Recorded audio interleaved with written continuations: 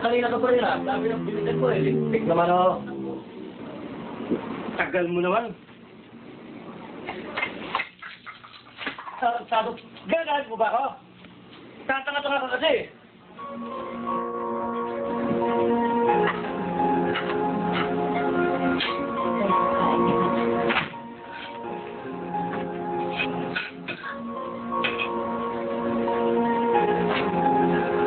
Ikaw pa ito eh. Nananadya ka ba?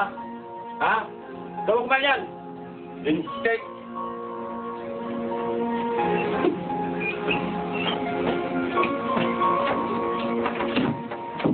Tarantado to. Ito na naman natulog. Peste.